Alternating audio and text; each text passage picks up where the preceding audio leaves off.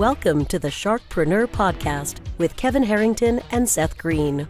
Kevin Harrington is the inventor of the infomercial, one of the original sharks from the hit TV show Shark Tank, and has generated over $5 billion in TV and digital direct response sales. Seth Greene is the world's first trusted authority on cutting-edge direct response marketing, a best-selling author, and the only 3-time Marketer of the Year nominee. On the podcast, Kevin and Seth interview sharkpreneurs who share straight talk on what it takes to explode your business.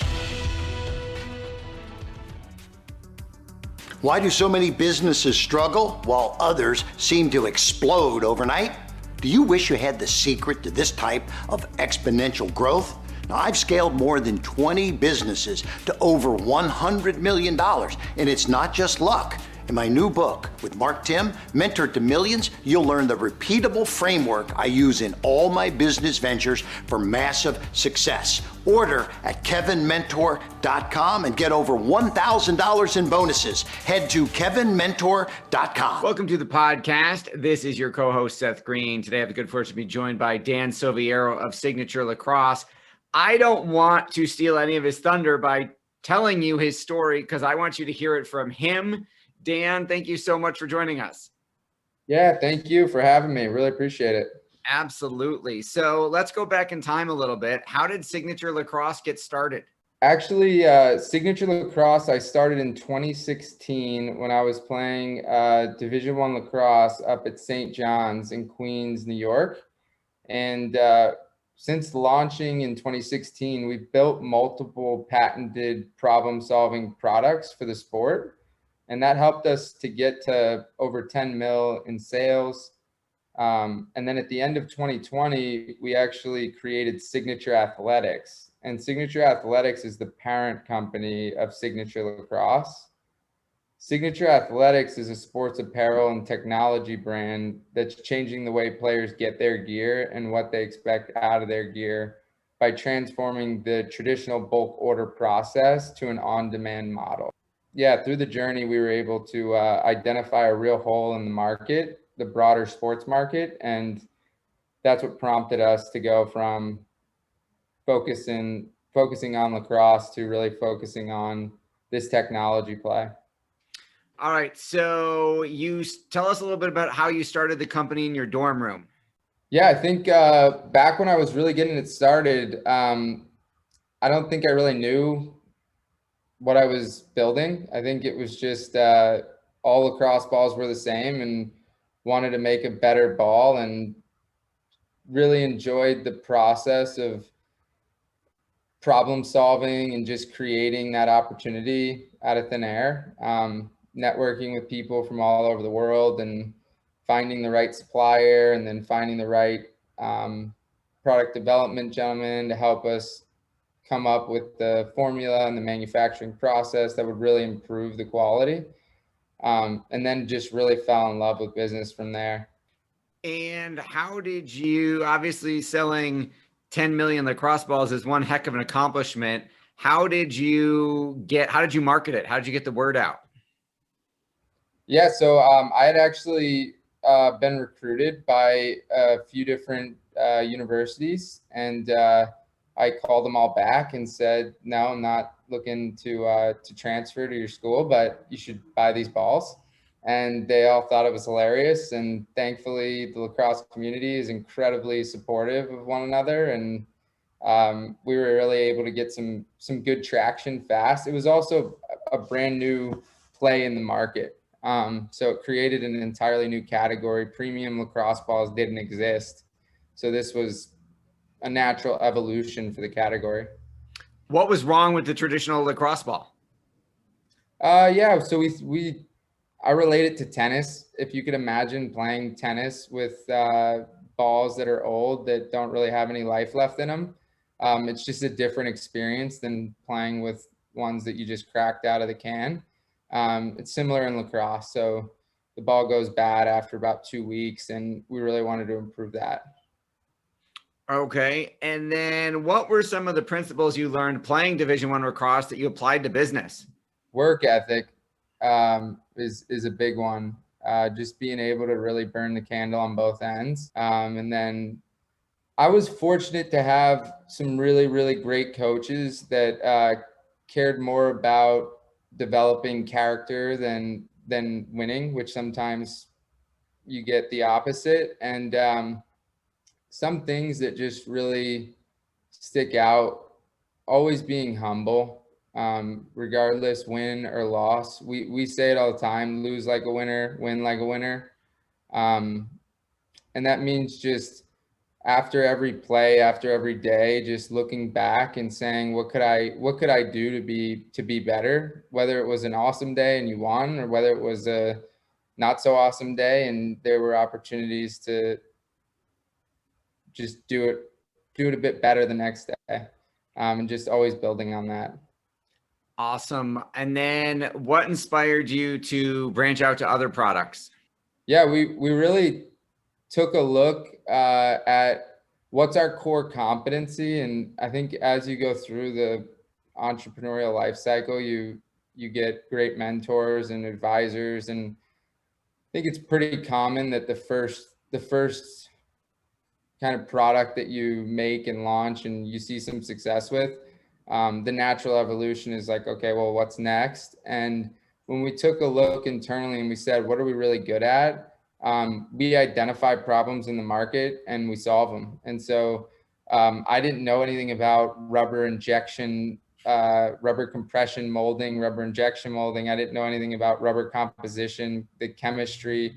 But I knew I wanted to make a better ball because I knew that was a hole in the market. And so we just took a step back, and I've always coached lacrosse as well. And so we're very intimate with what are the problems lacrosse players and programs are having. And we just looked at our client base and we said, okay, what's another problem that our clients are having? And our vision is really to make sports more accessible and give more kids the opportunity that we were fortunate enough to have through sports growing up. And so I coach 8 and 9-year-olds. A lot of times it's the first year these kids are playing the sport. And if you imagine trying to learn tennis with a racket that had loose strings, that's pretty much the experience that the big manufacturers were giving to first-year players. And so we look to solve that with our complete line of Pro Strung lacrosse sticks. And so they all come game ready right off the shelf. You don't have to really tweak them. And a first-year player could pick it up and play with it, or Division I player could pick it up and play with it. And so then we looked at goals. Stringing a net to a goal frame takes 2 hours. We created a quick connect. You screw it in, takes 5 minutes. So just simple problem solving products. And then we took a step back and we said, all right, well, what's a bigger problem that we could solve in the broader sports market? And ordering uniforms and fan gear for your program as a program director sucks. It's terrible for the program director. It's terrible for the parent. It's terrible for the player. And so we created a solution to that problem, and we're leveraging that to really build the Signature Athleisure brand, the Signature Athletics brand within the athleisure space. So you mentioned burning the candle at both ends. You built a company with your friends and your significant other. Talk a little bit about work-life balance. Yeah, me and my wife talk about it a lot. So she runs a separate company that I founded that does youth programs and a travel program. So she's actually running a separate company, and we realized pretty early on that she's an incredible woman, very, very independent, super smart, and she needed her own kingdom to run, and she's done an incredible job. She's created so many opportunities for kids here in the local Florida market that I don't think these kids would have had if it weren't for her dedication. So work-life balance, as far as that goes, because she does youth programs and travel programs, practices are in the evenings and tournaments are on the weekends, and we work more than the average 9 to 5 during the day. So we really have, we carve out intentional time in the mornings. We do our workouts together. That's quality time that we get. We don't talk about work. We just talk about each other. Sunday mornings, we do breakfast together. And then Friday nights, date night, which is a sacred holiday in our household. That is awesome. Talk a little bit about your experience raising capital. Yeah, it's been a lot of fun. It really comes down to having the right team, having the right value prop, and then having the data and the proof of concept to back what you're pitching. And I think if you have those things, then you're in a spot where you can go raise money. Whether you will or won't, it then comes down to how many doors you knock on and finding the right people and the right kinds of investors that match where you're trying to go with the business and can add more value than just putting in capital. And I think we've been really fortunate to have that. We're raising our second round right now. It's a $2 million round. We're just under 50% subscribed on the round. And yeah, we're looking for a couple more good investors to join the team. But I think we'll end up closing the round middle or end of Q3. You've had so much success in such a short period of time. What's your biggest challenge now? Well, I appreciate that. I don't know that we've had so much success, but we've definitely had a lot of,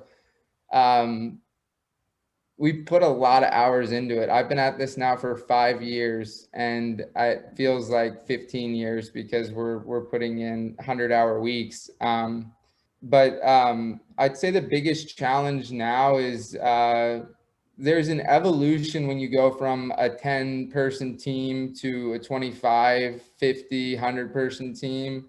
And that evolution as a leader is challenging. It's like growing out of your shell. So that's been a lot of fun. I think, biggest challenge is also biggest opportunity. And I think that's probably the one that I'm most focused on. Your passion is obvious. What do you like best about what you're doing? The people I'm doing it with. They're amazing. If you could go back in time 5 years ago and give yourself advice, knowing what you know now, what would you tell yourself?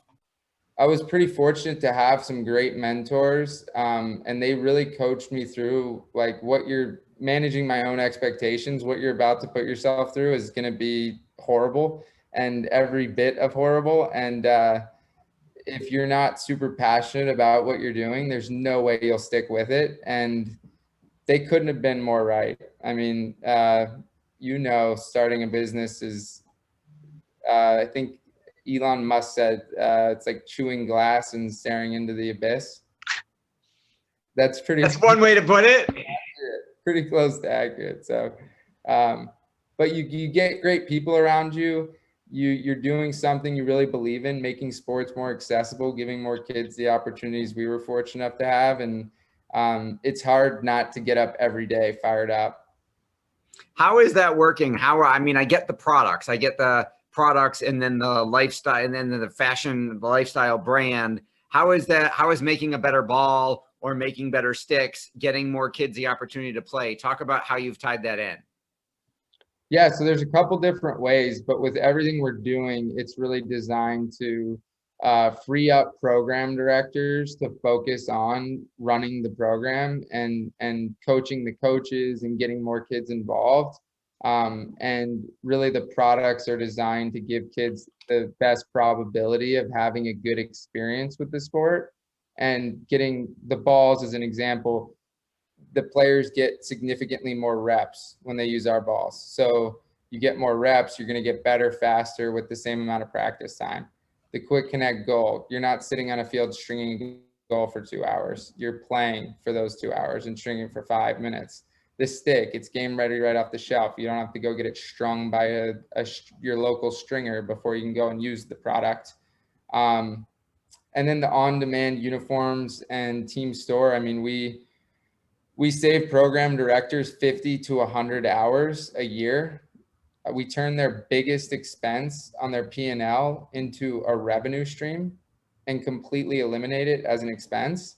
That frees up capital for them to do scholarships for kids who really need it. And then the marketing that these programs get as a result of our on-demand team stores. So the traditional team store is 2-week pop-up window, then it goes down, and your parents and players just can't order any custom branded fan gear. And with ours, it's 24/7, 365.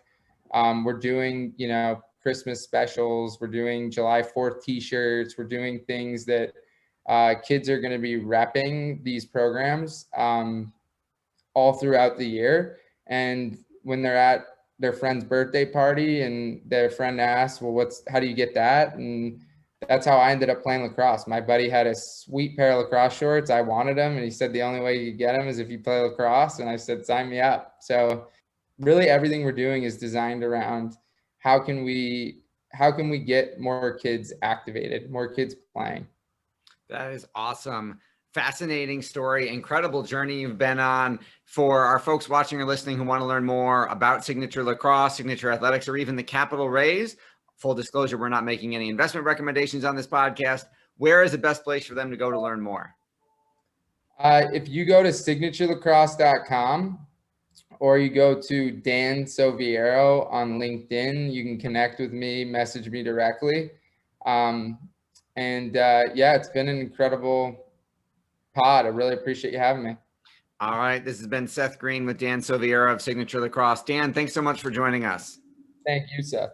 Thanks everybody for watching or listening, and we'll see or talk to you next time. Do you need money to fund your idea, product, or service? Are you ready to take your business to the next level, but need capital to get it done?